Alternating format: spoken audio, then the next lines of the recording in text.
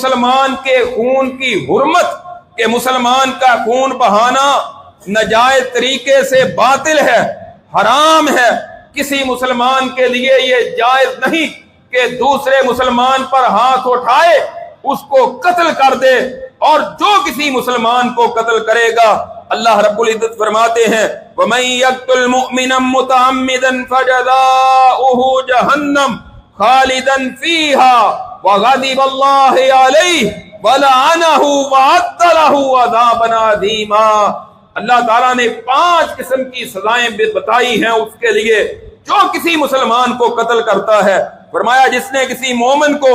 جان بوجھ کر قتل کر دیا، پہلی سزا اس کی جہنم کی آگ ہے، اس کو جہنم میں ڈالا جائے گا،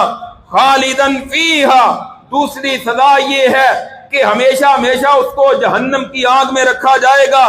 تیسری وغضب اللہ علیہ، اللہ کا غضب، اللہ کی ناراضی اس بندے پر ہوگی جس نے کسی کو قتل کیا، چوتھا ولعنہ،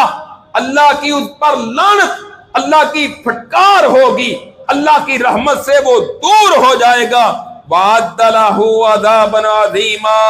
اور 5ویں اس کی سزا ہے کہ اللہ تعالیٰ نے اس کے لیے بہت بڑا عذاب تیار کر رکھا ہے۔ تو مسلمان کا خون بہانا یہ بہت بڑا جرم ہے۔